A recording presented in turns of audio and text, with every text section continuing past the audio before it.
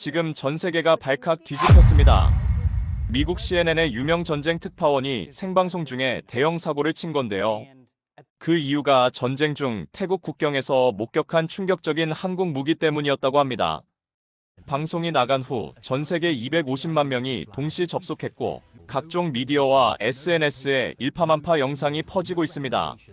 심지어 미국 국무부와 FBI마저 당황한 기색을 감추지 못한 채 해당 사건을 긴급히 조사하고 있다고 하는데요.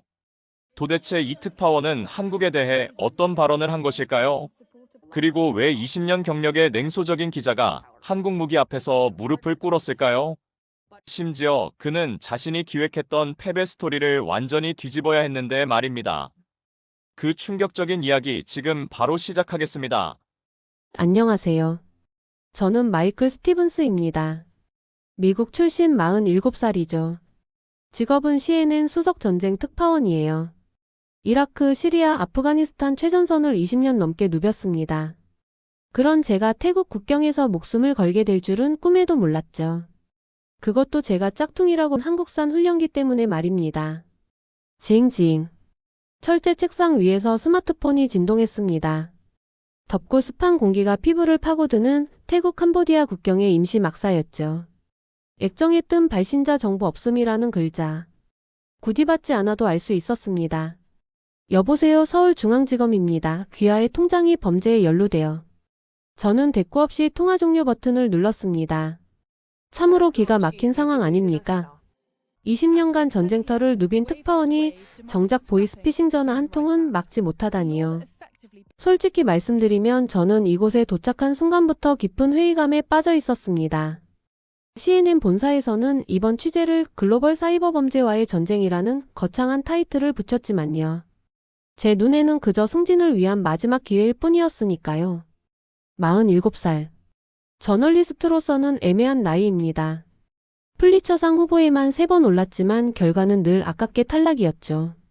이번 아시아 총국장 자리를 놓치면 정말 끝입니다. 미스터 스티븐스, 물 좀 드시겠습니까?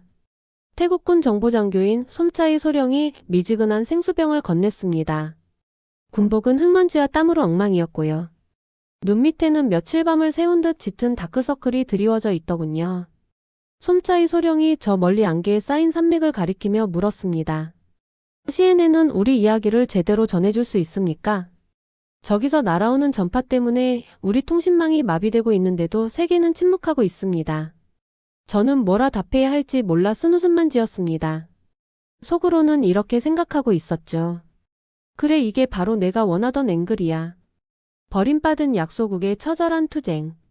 솜차이 소령이 가리키는 곳. 그곳은 지도상에는 존재하지 않는 유령 도시였습니다. 우리가 골든 벙커라 부르는 악의 소굴이죠. 겉으로는 화려한 카지노 리조트처럼 보이지만요. 지하에는 수천 대의 서버가 돌아가며 전 세계의 돈을 갈취하고 있는 범죄의 심장부였습니다. 소령님, 냉정하게 들리겠지만 현실을 보셔야 합니다. 저는 노트북에서 사전조사 자료를 꺼내 보여주며 말했습니다. 저곳은 요새입니다. 중국제 HQ-2 대공미사일 포대가 10기 이상 배치되어 있어요. 미 공군의 F-35 스텔스기 정도는 와야 타격이 가능합니다. 그런데 지금 태국 공군이 가진 전력으로는 저는 화면을 넘기며 한국산 T-50TH 골든 이글 사진을 띄웠습니다. 솔직히 말씀드려 이건 제대로 된 전투기도 아니지 않습니까? 훈련기를 실전에 투입한다니 이건 용기가 아니라 무모함입니다. 제 말에 솜차이 소령의 표정이 묘하게 일그러졌습니다. 솜차이 소령이 말했죠. 글쎄요, 미스터 스티븐스. 당신네 기자들은 항상 뉴스 가치만 따지더군요. 전쟁은 시청률로 하는 게 아닙니다. 그리고 우리에겐 당신이 무시하는 그 전투기가 있으니 너무 걱정 마십시오. 저는 솜차이 소령이 나간 뒤 카메라맨 제임스에게 투덜거렸습니다. 이게 무슨 전쟁이야. 제대로 된 전쟁은 중동에서나 봤지. 여긴 그냥 지역 분쟁 정도지. 그때까지만 해도 저는 꿈에도 몰랐습니다. 제가 비급 스토리라고 비웃었던 이 현장이 잠시 후 제 인생 최대의 특종이 될 줄은요. 그날 저녁 저는 위성전화로 애틀랜타 본사의 편집국장 제니퍼와 통화했습니다. 마이클, 솔직히 말할게. 본사에서는 이 기획에 회의적이야. 동남아 보이스피싱 소탕이 시청률 나올 것 같아. 제 심장이 철렁 내려앉았습니다. 이 프로젝트가 무산되면 총국장 자리는 물 건너가는 겁니다. 제니퍼 들어봐요. 앵글을 바꿀게요. 미국이 외면한 전쟁 무능한 동맹국의 참패. 여기 태국군은 한국산 중고 훈련기로 중국이 지원하는 요새를 공격하려 해요. 이거 완전 자살 작전이에요. 그래서요. 패배 장면을 생중계하는 거예요. 그리고 마지막에 미국의 F-35가 있었다면 이렇게 마무리하면 펜타곤도 좋아할 거고 시청자들도 좋아할 겁니다. 제니퍼가 잠시 침묵하더니 말했습니다. 좋아. 48시간 줄게. 제대로 된 영상 못 찍어오면 다큐 기획 취소야. 그리고 마이클. 응. 이게 마지막 기회라는 거 알지? 통화가 끊긴 후 저는 담배에 불을 붙였습니다. 제임스가 조심스럽게 물었죠. 마이클, 우리 정말 저들의 실패를 기대하는 건가요? 제임스. 저는 연기를 길게 내뿜으며 말했습니다. 우린 뉴스를 전하는 사람들이야. 성공이든 실패든 일어나는 일을 보도하는 거지. 다만요. 다만 실패가 더 극적인 스토리가 되는 건 사실이야. 다음날 새벽 태국 공군기지에서 긴급작전 브리핑이 열렸습니다. 저는 카메라를 들고 브리핑룸 뒤편에 자리 잡았죠. 솜차이 소령이 대형 스크린 앞에 서서 설명했습니다. 작전명 황금 독수리. T-50TH 골든 이글 편대가 초저공 침투로 골든 벙커를 타격합니다. KGB 유도 폭탄으로 벙커 지하 서버실을 정밀 타격할 계획입니다. 저는 손을 들어 질문했습니다. 소령님, CNN 마이클 스티븐스입니다. 궁금한 게 있는데요. T-50TH는 기본적으로 훈련기 아닙니까? 중국제 대공망을 어떻게 뚫는다는 겁니까? 브리핑룸이 조용해졌습니다. 태국 조종사들이 저를 쳐다보는 눈빛이 곱지 않았죠. 솜차이 소령이 차분하게 답했습니다. 스티븐스 CT-50TH는 한국이 개발한 초음속 경공격기입니다. 록히드 마틴과의 기술 협력으로. 알아요. 저는 끼어들었습니다. 하지만 결국 미국 F-16의 다운그레이드 버전 아닙니까? 게다가 태국이 도입한 건 중고기체로 알고 있는데요. 한 태국 조종사가 벌떡 일어났습니다. 당신은 우리 기체를 모욕하는 겁니까? 모욕이 아니라 팩트를 말하는 겁니다. 저는 노트북을 들어보이며 말했습니다. 전쟁은 장비빨입니다. 정신력으로 이기는 건 영화에서나 나와요. 브리핑이 끝난 후 저는 태국 조종사 한 명을 붙잡고 인터뷰를 시도했습니다. 콜사인이 이글 1인 편대장이었죠. 인터뷰 좀 해도 될까요?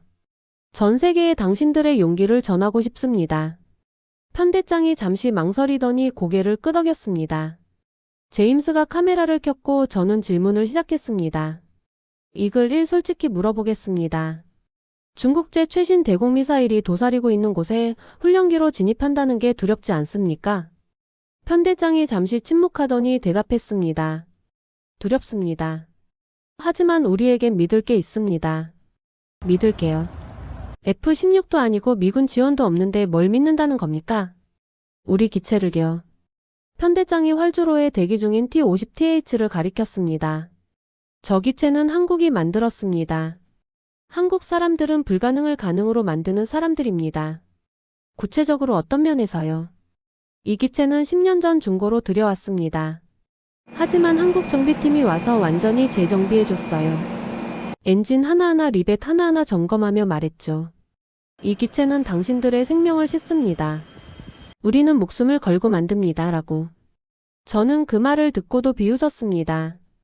감동적인 이야기네요. 하지만 전쟁은 감성이 아니라 스펙으로 싸우는 겁니다. 조종사가 헬멧을 쓰며 마지막으로 말했습니다.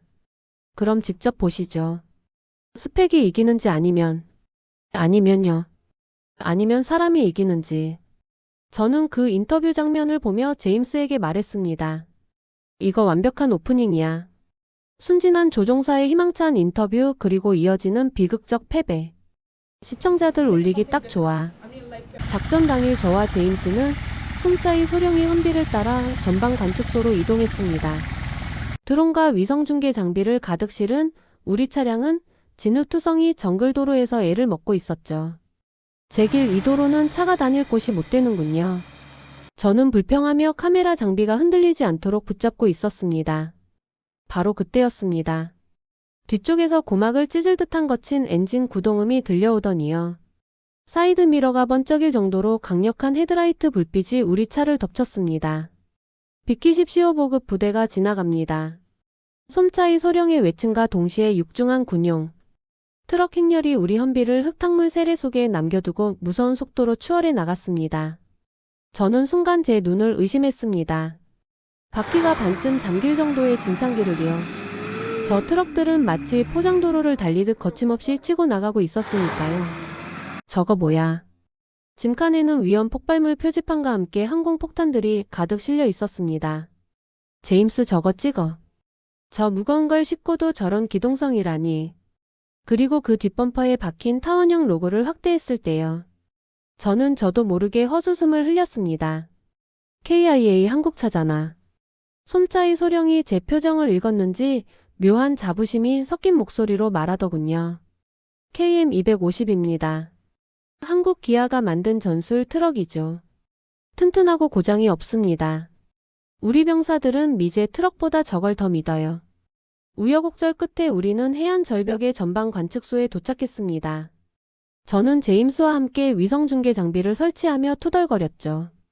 이 위치에서 골든 이글 출격 장면 잡히나. 글쎄요. 각도가 애매한데. 제임스가 드론을 띄우며 말했습니다. 솜차이 소령이 망원경을 건네며 바다를 가리켰습니다. 스티븐스 씨 저기 좀 보십시오. 캄보디아 해군이 침투를 시도하려 했는데 완전히 봉쇄당했습니다. 저는 망원경에 초점을 맞췄습니다. 칠흑 같은 어둠 속에서 희미한 회색 실루엣이 떠올랐습니다. 날카롭게 깎인 선체 매끈한 스텔스 형상. 저게 호위함입니까? HTMS 푸미폰 아두냐데 토입니다. 한국 대우조선해양이 건조했죠. 레이더 화면을 보니 캄보디아 쪽 함정들은 감히 접근조차 못하고 국경선 밖에서 맴돌고만 있었습니다. 관측 장교가 모니터를 보며 혀를 내둘렀습니다. 한국 사람들은 참 무서운 배를 만들더군요. 시스템이 너무 냉정해요. 저기 놈들이 레이더에 인지되기도 전에 이미 조준을 끝내버리니까요. 소령님 육군과 해군은 훌륭하군요. 인정합니다. 저는 먹구름이 잔뜩 낀 하늘을 올려다보며 냉소적으로 중얼거렸습니다. 하지만 공중전은 다릅니다. 저 하늘에선 가성비나 튼튼함이 통하지 않아요. 오직 최첨단 기술만이 살아남죠. 제 말이 끝나기가 무섭게 구름 사이를 찢는 날카로운 파열음이 머리 위를 스치고 지나갔습니다. 드디어 왔군요. 저는 반사적으로 카메라를 들어 하늘을 향했습니다. 제임스도 재빨리 메인 카메라를 작동시켰죠. 마이클 잡혔어요. 2대 진입 중. 구름을 뚫고 내려온 2개의 검은 실루엣이 제 카메라 뷰파인더를 가득 채웠습니다. 저는 예상했습니다. 저것들이 곧 중국제 HQ-2 미사일의 먹잇감이 되어 불타는 고철 덩어리로 추락할 것이라고요. 하지만 제 눈앞에 펼쳐진 광경은 제 상식을 완전히 비웃고 있었습니다. 미친 적에 지금 가능한 고도입니까? 레이더 고도계에 찍힌 숫자는 불과 200피트였습니다. 태국 공군의 T-50TH 편대는 산맥의 능선을 타는 정도가 아니라요. 아예 계곡 사이를 바느질하듯 스치며 날아가고 있었습니다. 제임스 좀 당겨. 저거 놓치지 마. 제임스의 손이 떨리고 있었습니다. 마이클 저거 진짜예요. CG 아니고요. 카메라 렌즈를 통해 보이는 조종석 캐노피. 그리고 그 아래 선명하게 박힌 KAI 로고. 저건 제가 훈련기라고 조롱했던 그 기체입니다. 그런데 그 훈련기가 지금 미 공군의 F-16. 파일럿들도 꺼리는 초저고도 고속 침투를 밥 먹듯이 해내고 있는 게 아니겠습니까? 보십시오. 유령이 알을 낳았습니다. 솜짜이 소령의 말에 저는 화면을 확대했습니다. 기체 날개 밑에서 무언가가 툭 떨어져 나가더니요. 갑자기 양쪽 날개가 펴지는 게 아니겠습니까? 저게 KGB 유도폭탄이요. 저는 머릿속에서 재빨리 계산했습니다. GPS 유도폭탄 한국산 저가형 키트. 카탈로그상 정확도는 평균 오차 반경 3m. GPS 교란 장치가 작동 중인 상황에서 저걸로 명중시킨다고요. 불가능해요. 하지만 폭탄은 마치 살아있는 맹금처럼 기류를 타고 산맥 뒤쪽으로 미끄러져 들어갔습니다. 더 놀라운 건 그 다음이었습니다. 목표물인 골든 벙커는 산 뒤편에 숨어 있어 직사 공격이 불가능한 위치였습니다. 그런데 이 폭탄이 갑자기 허공에서 180도 선회를 하더니요. 산 뒤쪽으로 급강하를 시작하는 게 아닙니까? 말도 안 돼. 저건 오작동이야. 폭탄이 유턴을 한다고. 저는 저도 모르게 카메라를 놓칠 뻔했습니다. 제임스가 소리쳤습니다. 마이클 계속 찍어요. 이거 실시간 송출 가능해요. 아니 잠깐만. 저는 혼란스러웠습니다. 이게 성공하면 제 패배 서사 기획이 무너지는 겁니다. 하지만 기자 본능이 먼저 작동했습니다. 송출해. 이게 진짜면 특종이야. 화면 속 폭탄은 정확히 벙커 건물 중앙이요. 그것도 지상 요격을 피하기 위해 뚫려있던 지름 1.5m짜리 환기구 구멍으로 빨려 들어갔습니다. 마치 농구 선수가 덩크슛을 꽂아 넣듯요. 소름 끼칠 정도로 완벽한 클린샷이었습니다. 1초, 2초. 쿵쿵쿵. 산 전체가 울리는 둔탁한 진동과 함께요. 벙커의 환기구에서 시커먼 연기가 버섯구름처럼 치솟아 올랐습니다. 내부 유폭 폭탄이 건물 안으로 들어가 터진 겁니다. 관측소 안태국 군인들이 환호성을 지르며 서로 얼싸안는 동안요. 저는 멍하니 카메라 모니터만 바라보고 서 있을 수밖에 없었습니다. 제임스 지금 생중계되고 있는 거 맞지? 내 애틀랜타 본사로 신호 나가고 있어요. 아마 지금쯤 전 세계가 보고 있을 겁니다. 저는 떨리는 손으로 위성폰을 집어들었습니다. 곧 본사에서 전화가 올 게 분명했죠. 우연이야. 그래 이건 수만 번 중 한 번 일어날까 말까 한 기적적인 우연일 뿐이야. 저는 흔들리는 눈동자를 감추려 선글라스를 고쳐 썼습니다. 인정할 수 없었습니다. 아니 인정해선 안 됐습니다. 고작 저 훈련기가 제가 20년간 믿어온 미국 우월주의 프레임보다 더 효과적으로 작전을 수행했다는 사실을 인정하는 순간요. 제 커리어 전체가 흔들릴 것 같았으니까요. 흐무전 먼지 구름이 벙커의 환기구를 집어삼킨 직후 세상은 기묘할 정도로 조용해졌습니다. 방금 전까지만 해도 고막을 때리던 폭발음의 여진이 가시자요. 제 주변을 감싸고 있던 공기의 질감 자체가 바뀐 듯한 느낌이 들더군요. 저는 습관적으로 주머니에서 스마트폰을 꺼내 들었습니다. 평소 같으면 국제전화 수신이나 금융, 정보 확인 같은 스팸 문자가 10분 간격으로 화면을 가득 채웠을 겁니다. 그런데 지금 제 눈앞에 있는 액정 화면은 마치 죽은 듯이 고요했습니다. 설마. 저는 급히 노트북을 열어 실시간으로 추적 중이던 골든 벙커의 서버 트래픽 그래프를 띄웠습니다. 그리고 그 순간 저는 제 눈을 의심할 수밖에 없는 데이터를 목격했습니다. 화면을 가득 채우던 붉은색 트래픽 곡선이요. 즉 전 세계로 송출되던 보이스피싱. 발신 신호가 폭격 시점과 정확히 일치하는 순간에 바닥으로 곤두박질쳐 있었으니까요. 트래픽 제로 패킷 손실 100%. 저는 저도 모르게 화면 속 숫자를 소리내어 읽었습니다. 서버 응답 없음. 치명적 시스템 오류 발생. 메인프레임 접속 불가. 바로 그때 위성폰이 미친 듯이 울리기 시작했습니다. 마이클 스티븐스. 제니퍼의 목소리가 스피커를 뚫고 나올 듯 컸습니다. 지금 무슨 일이야? 실시간 시청자 수가 250만을 넘었어. 트위터가 난리야. 무슨 소리예요? 당신이 방금 송출한 영상. 한국 전투기가 폭탄을 환기구에 집어넣은 거. 전 세계가 지금 그것만 보고 있어. 저는 제임스를 쳐다봤습니다. 제임스도 자기 핸드폰을 보며 경악한 표정이었죠.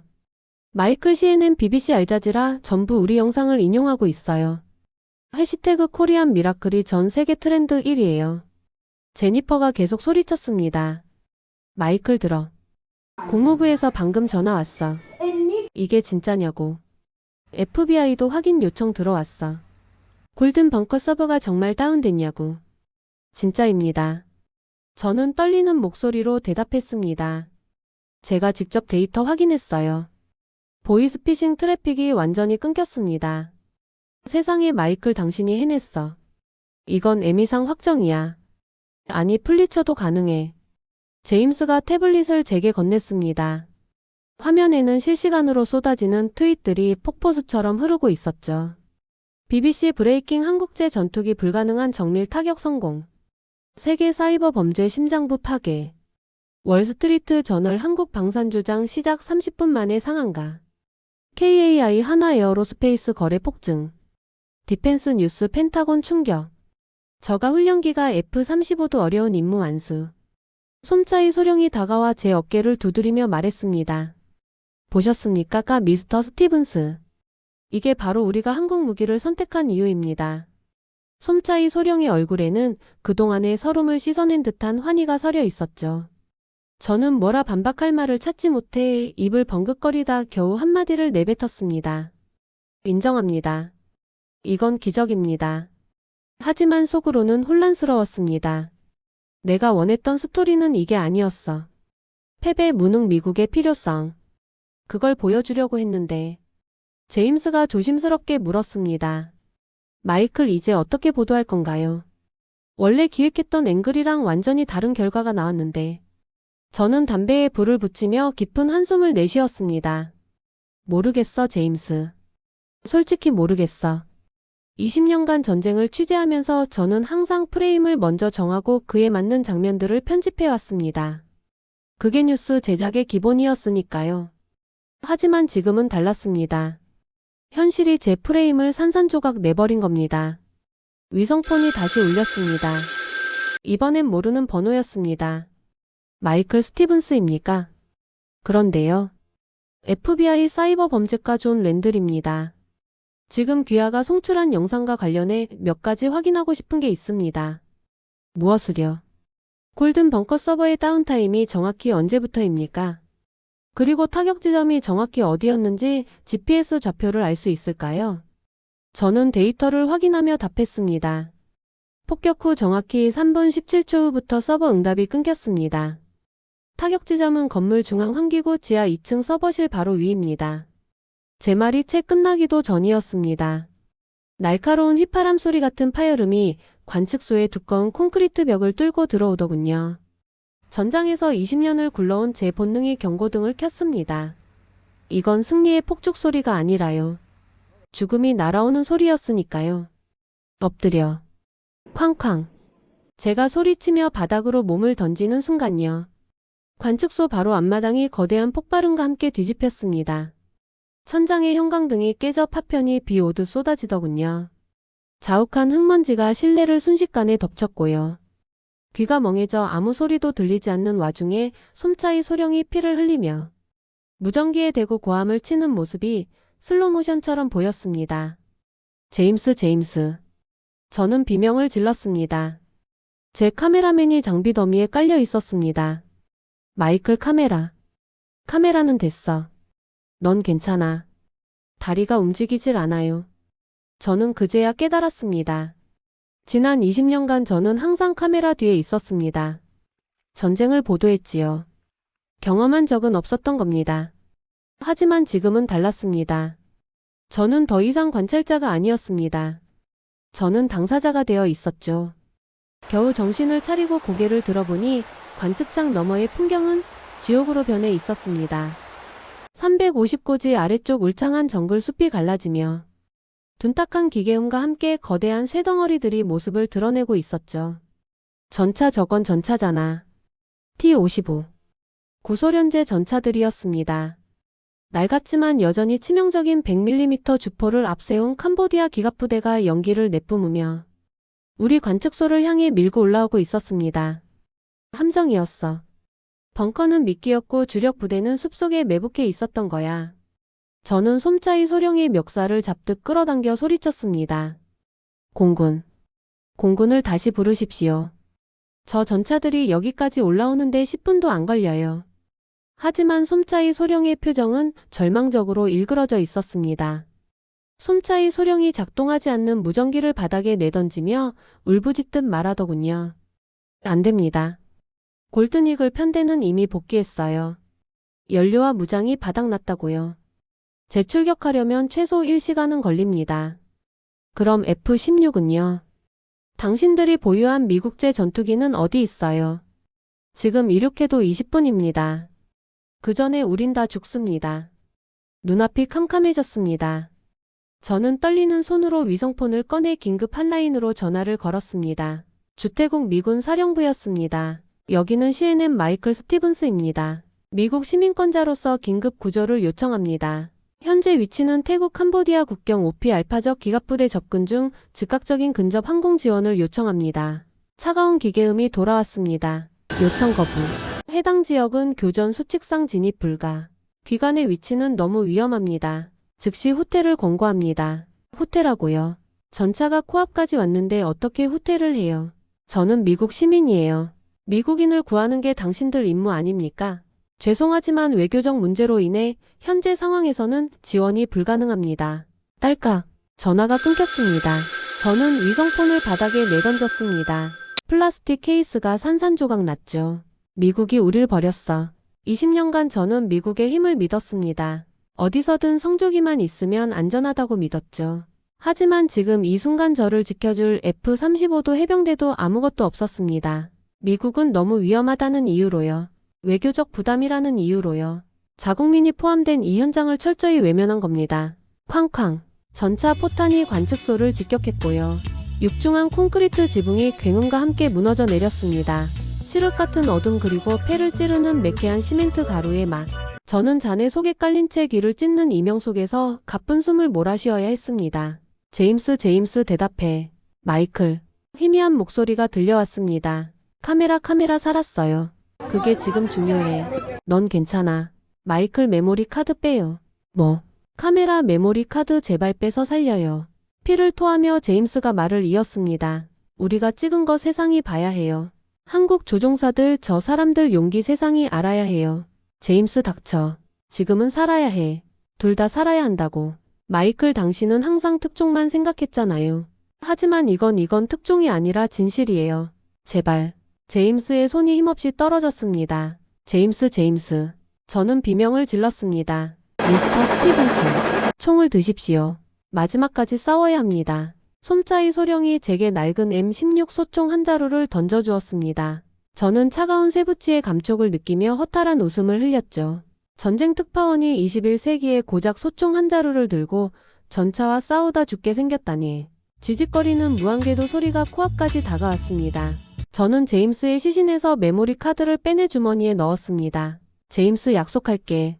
사람만 나가면 이 진실을 반드시 세상에 전하겠어. 포기하려던 제 귓가에 빗소리를 뚫고 들려오는 기묘한 소리가 있었습니다. 처음엔 바람소리인 줄 알았습니다. 하지만 그 소리는 점점 더 날카로워지더니요. 이내 대기를 찢어밟을 듯한 괴음으로 바뀌어 우리 머리 위를 덮치더군요. 저게 뭐야? 감았던 눈을 번쩍 뜬 저는 깨진 관측창 너머 하늘을 올려다봤습니다. 그리고 그곳에서 돌아간 줄 알았더니요. 아니 돌아갔어야만 했던 그들이 다시 지옥의 불구덩이 속으로 뛰어드는 모습을 목격했습니다. 제 머리 위를 스치듯 지나간 회색 그림자들. 하지만 이번엔 뭔가 달랐습니다. 저건 도색도 안 된. 한 대는 누런 프라이머 도료가 그대로 드러난 상태였고요. 다른 한 대는 날개 한쪽에 정비용 테이프가 너덜거리는 상태였습니다. 정비창 기체들이잖아. 솜짜이 소령이 무전기를 움켜쥐며 소리쳤습니다. 정비창 편대 무슨 짓이야. 연료도 없고 무장도 없잖아. 무전기 너머로 떨리는 목소리가 들려왔습니다. 사령부 우리는 레이더도 고장났고 미사일도 없습니다. 하지만 우리 형제들을 두고 볼 수만은 없어서 왔습니다. 저는 그 순간 깨달았습니다. 제 카메라는 부서졌습니다. 제임스는 죽었습니다. 위성 중계 장비는 산산조각이 났죠. 하지만 지금 제 눈앞에서 벌어지는 이 광경은요. 그 어떤 카메라도 담을 수 없는 인간의 정신이었습니다. 오십시오. 당신들의 깡을 보여주십시오. 저는 눈시울이 뜨거워지는 것을 느끼며 주먹을 꽉 쥐었습니다. 비록 낡고 병든 날개일지라도요. 지금 이 순간만큼은 저들이야말로 세상에서 가장 든든한 수호천사였으니까요. 무장이 없는 예비기 2대가 전차 부대를 향해 정면으로 돌진했습니다. 그들은 지면에 닿을 듯한 높이로 내려와 전차들의 머리 위를 스치듯 지나갔습니다. 제트 엔진의 엄청난 배기음과 후폭풍이 전차 위를 덮쳤습니다. 미사일은 없었지만요. 그 소음과 바람만으로도 전차병들을 혼비백산하게 만들기엔 충분했습니다. 캄보디아군 전차들은 당황하여 포탑을 하늘로 돌리고 대공기관총을 난사하기 시작했습니다. 타다다당. 미친 저건 자살행위야. 장갑도 없는 훈련기로 대공기관총이 빗발치는 전차 머리 위를 날아다니며 어그로를 끌고 있는 겁니다. 총알 한 발이라도 엔진에 박히면 그대로 추락입니다. 그때 무전기 너머로 정비장 편대장의 목소리가 다시 들려왔습니다. 두려움에 떨고 있지만요. 결코 물러서지 않겠다는 도끼가 서린 목소리였습니다. 한국 교범에 이렇게 쓰여 있더군. 안 되면 되게 하라. 우리 기체는 한국산입니다. 그러니 우리도 한국인처럼 싸웁니다. 연료가 닿을 때까지 놈들의 눈을 가립니다. 전율이 흘렀습니다. 머리가 아닌 가슴이 뜨거워지더군요. 저는 떨리는 손으로 주머니에서 작은 음성 녹음기를 꺼냈습니다. 카메라는 없지만요. 이 목소리만은 기록해야 했습니다. 제임스 보고 있어. 이게 진짜 전쟁이야. 이게 진짜 용기야. 20년간 저는 최첨단 무기 압도적 화력 완벽한 작전이 전쟁에서 이긴다고 믿었습니다. 하지만 지금 눈앞에서 펼쳐지는 광경은 그 모든 것을 비웃고 있었습니다. 무장도 없고 연료도 바닥났고 심지어 도색조차 마치지 못한 기체들. 하지만 그들에게는 절대 버리지 않는다는 신념이 있었습니다. 그리고 그 신념이 지금 물리적 한계를 뛰어넘고 있었습니다. 잠깐 저건 구름 뒤편에서 끄르르거리는 엔진 소리가 들려오기 시작했습니다. 검은 연기를 내뿜으며요. 상처 입은 골든 이글 1번기가 비틀거리는 날개로 다시 전장 상공에 진입하고 있었습니다. 미스터 스티븐스. 솜차이 소령이 제게 소리쳤습니다. 당신 레이저 표적 지식이 다룰 줄 압니까? 네요. 전 기자인데요. 이라크에서 20년 취재했다며요. 군 장비 정도는 알겠죠. 솜차이 소령이 제게 낡은 레이저 표적 지시기를 던졌습니다.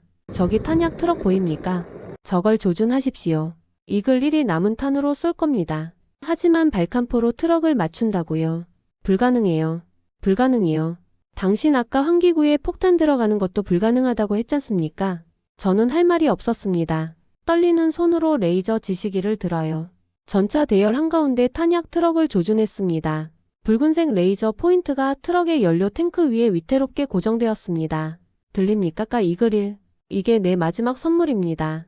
빗나가면 우린 다 죽습니다. 알겠습니다. 신뢰합니다. 그때 선두전차의 포탑이 천천히 아주 천천히 제 쪽으로 돌아오기 시작했습니다. 들켰습니다. 포신의 검은 구멍이 저와 눈이 마주친 순간 등골이 오싹해졌습니다. 전차의 동쪽 기관총이 저를 향해 조준을 수정하는 그 찰나의 시간. 저는 본능적으로 알 수 있었습니다. 내가 먼저 죽느냐 놈들이 먼저 터지느냐. 0.1초의 승부다. 지금이야. 쏴버려. 제 목소리가 전파를 타기도 전에 하늘이 먼저 찢어지는 소리로 응답했습니다. 검은 연기를 내뿜으며 비틀거리던 골든 이글 1번기. 엔진 과열로 불규칙하게 덜덜거리는 소리가 지상까지 들릴 정도였습니다. 하지만 조종사는 포기하지 않았습니다. 자살 공격을 하듯 트럭을 향해 일직선으로 내리꽂혔습니다. 500m, 300m, 200m. 통상 사격거리의 5분의 1 수준입니다. 거의 충돌하기 직전까지 내려온 그 순간. 드르르르륵. 발칸포가 불을 뿜었습니다. 퍽. 첫 번째 탄환이 트럭의 엔진룸을 관통했습니다. 퍽퍽퍽. 이어진 탄환들이 적재함을 때렸습니다. 그리고 1초 후. 쿡함. 세상이 하얗게 멀어졌습니다. 트럭에 실려있던 수백 발의 전차 포탄과 로켓들이 연쇄 폭발을 일으킨 겁니다. 그건 단순한 폭발이 아니라요. 지상에 거대한 태양이 쏟아오르는 듯한 장관이었죠.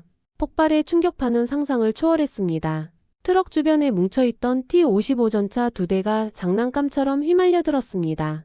40톤짜리 쇠덩어리가 종이장처럼 구겨지며 허공으로 튀어올랐습니다. 저는 음성 녹음기를 손에 쥐고 떨리는 목소리로 말했습니다. 2024년 11월 17일 태국 캄보디아 국경 오피 알파. 제 카메라맨 제임스는 방금 전 전사했습니다.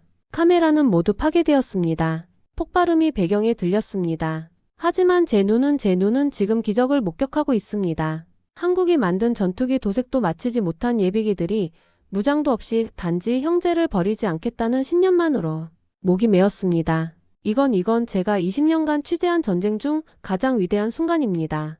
최첨단 무기가 아니라 인간의 정신이 이긴 전쟁입니다. 쿡쿡쿵. 마지막 전차가 폭발하며 캄보디아 기갑부대는 완전히 전멸했습니다.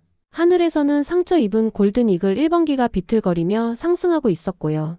그 뒤를 누런 프라이머 기체와 테이프 붙은 기체가 호위하며 따라가고 있었습니다. 석양을 받은 세대의 날개. 비록 완벽하지 않은 모습이었지만요. 그건 제가 평생 본 어떤 전투기보다도 아름다웠습니다.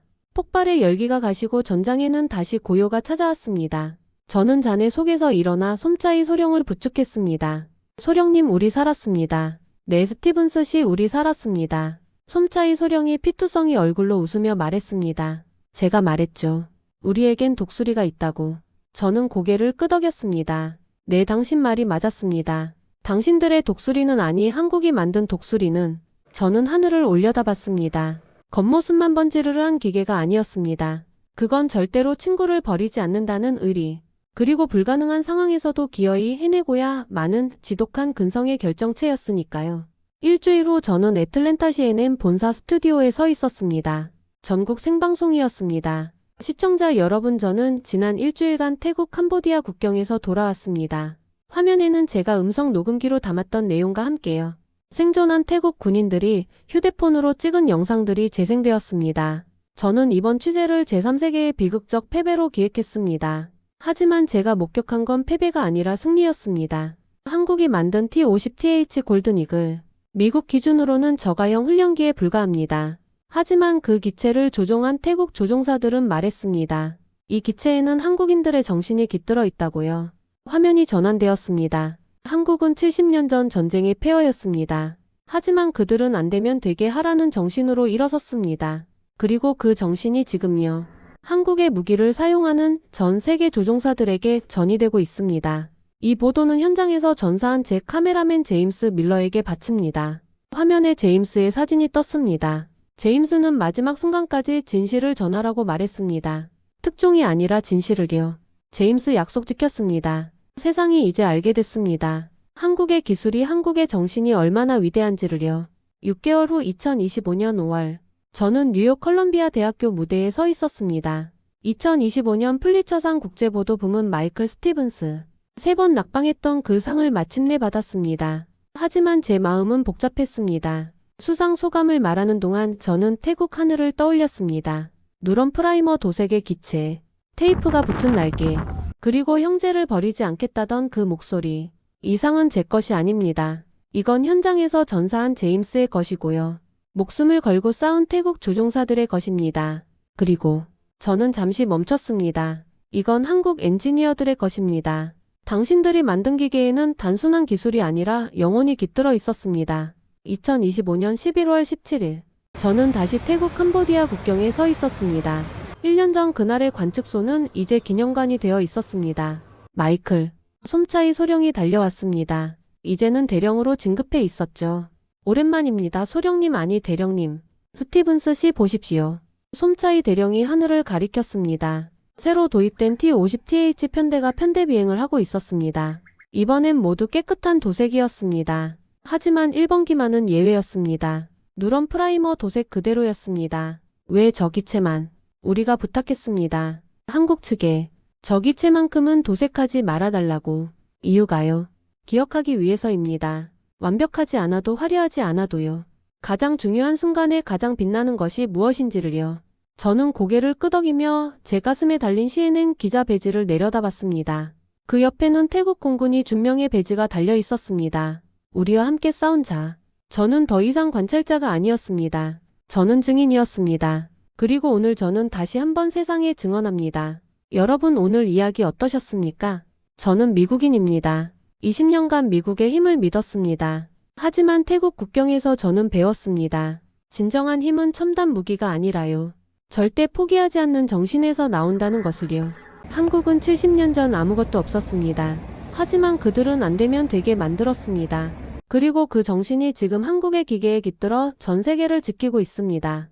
도색도 안 된 기체가 가장 빛났던 그날, 저는 깨달았습니다. 완벽함이 아니라 포기하지 않는 것이 진정한 완벽임을요. 이것은 단순한 무기 이야기가 아닙니다. 이것은 인간 정신의 승리에 관한 이야기입니다. 그리고 그 정신의 이름은 대한민국입니다. 감사합니다.